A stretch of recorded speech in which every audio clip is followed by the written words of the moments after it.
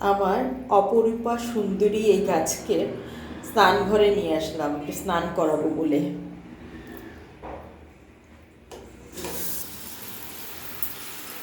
স্নান করিয়ে দিচ্ছি, তার অনেকগুলো বাচ্চা কাচ্চা সহ তাকে।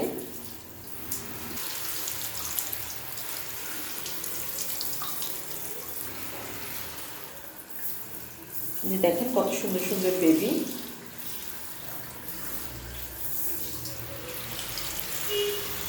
অনেকগুলো বেবি হয়েছে তার। একেবারেই অপরিকল্পিতভাবে বাস্কেট বাইন আমার বাগানে এসেছে। আমি আসলে গাছটাকে চিনতাম না, আমি আসলে গাছটাকে চিনতামও না, এবং এই গাছটার নামও জানতাম না। বাস্কেট বাইন গাছটি আমার কাছে এসেছিল একটি ডালের মতো করে উপহার হিসেবে। জাস্ট এইখান থেকে কাটলে যতটুকু ডাল হবে ততটুকু ডালই ছিল। আর এই তো গাছটি মাটিতে খুব যত্নের সঙ্গে বুনে দিয়েছিলাম এমন না, নর্মাল মাটি রেডি করা থাকে গার্ডেন সয়েল আমার যেভাবে, ঠিক সেইভাবেই আমি বুনে দিয়েছিলাম। তারপর দেখলাম লতার মতো বের হচ্ছে। অভিজ্ঞ আপুদের জিজ্ঞাসা করলাম, আপু এইগুলো কেটে নিলেই কি গাছ হবে? তো আপুরা বললো, হ্যাঁ আপনার সুন্দর গাছ হবে, আপনি বুনে দিলেই গাছ হয়ে যাবে। তো আজকে এই গাছটা মাটিতে রোপণ করার আগে আপনাদের সাথে একটু শেয়ার করব বলে এসেছি। তো আমি এখানে কিছু গার্ডেন টুলস নিয়ে নিয়েছি। ছোট ছোট টবে গাছ রোপণ করার সময় আমি এই টুলসগুলো ব্যবহার করি। দারাজ থেকে নিয়েছি এটি আমি। এটি খুব সম্ভবত 120 টাকা নিয়েছিল আমার কাছ থেকে এই ছোট্ট টুল সেটটি।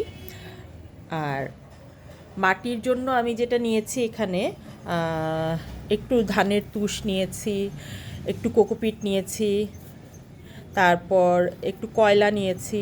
হ্যাঁ, এগুলো 20-20% হারে দিয়ে গার্ডেন সয়েল আমি দিয়েছি হলো টোটাল 40%।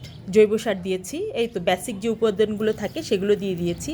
আরেকবার মাটি কিভাবে তৈরি করি সেটার বিশদ আলোচনা করব আপনাদের সাথে।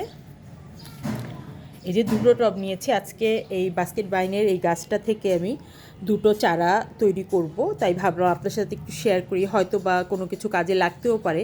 যদিও খুবই লো মেনটেন্যান্সের গাছ এই বাস্কেট বাইন, তাকে মাটিতে খুব অযত্নেই বুনে দিয়েছিলাম, কিন্তু সে এত সুন্দর রূপ ধারণ করেছে বলাই যায় বাহুল্য আর কি।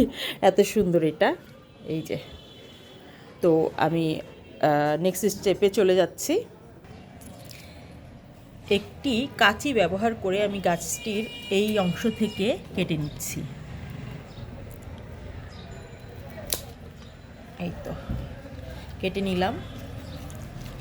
এটি ফুলের মতো লাগছে, টবে বোনার পরে কিন্তু আস্তে আস্তে এই রকম বড় একটি গাছই হবে। যেহেতু গাছের এখানে নোট দেখা যাচ্ছে, এই যে নোটগুলো, তো এই নোটগুলো মাটিতে লাগিয়ে দিলে সুন্দর করে গাছ হয়ে যাবে। আমি এই অংশটা বাদ দিয়ে নিব। এই অংশটা আমি এই যেই টবটাতে এটা গাছটা লাগিয়ে দিব সেখানেই একটা পাশে এই নোটটা রেখে দিব। যদি গাছ হয়তো হবে আলহামদুলিল্লাহ, না হলেও আফসোস নেই। এভাবে করে বুনে দিচ্ছি আমি গাছটা। গাছটি রোপণ করার আগে মাটিটি একটু সরিয়ে নিই, পাশের টবে রাখি। যেহেতু ঘরে নিয়ে এসেছি ভিডিও করার জন্য, সেই জন্য খুব সাবধানে করতে হচ্ছে। কার্পেটে পড়লে আবার কার্পেট ময়লা হয়ে যাবে। এই তো এখন এই গাছটি সুন্দর করে রোপণ করে দিব। রোপণ করার আগে এই অংশটি একটি কেটে দিচ্ছি, এটিও আমি রোপণ করে দেব। গাছটি বসিয়ে দিলাম টবে, এখন চারপাশ দিয়ে মাটি দিয়ে দিব।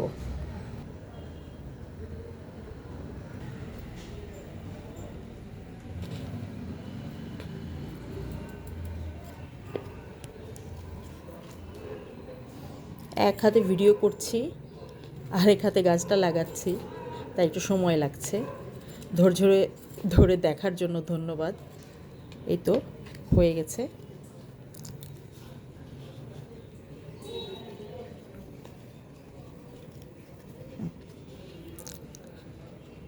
এরপর আমি আপনাদেরকে আপডেট দিব।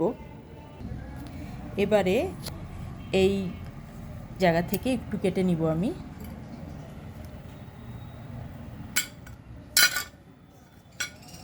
এবং এটাও রোপণ করে দিব। এই যে নোট দেখা যাচ্ছে, এই যে এই নোটটা মাটিতে ঢুকিয়ে দিলেই হবে, এই জন্য এই পাতাটা একটু ছিঁড়ে নিচ্ছি। পাতাটা এমনি মাটির নিচে গেলে পচেই যাবে, এই জন্য খুলে নিলাম পাতাটা। এই যে এই 3টা নোট দেখা যাচ্ছে, দেখুন এগুলো মাটির মধ্যে বুনে দিলেই গাছটা সুন্দর মতো হবে। তো নেক্সট আরেকটা গাছ বুনে দিচ্ছি। 2টো গাছ রোপণ করা হয়ে গেল। আশা রাখছি এইরকম মা গাছটির মতো এই বেবি গাছগুলো সুন্দর করে বেড়ে উঠবে, আলহামদুলিল্লাহ। আর এইখানে এই যে অন্যান্য ডালগুলোকে বড় হওয়ার সুযোগ দিলাম, তারা বড় হলে তাদেরকেও একটু রোপণ করে দিব।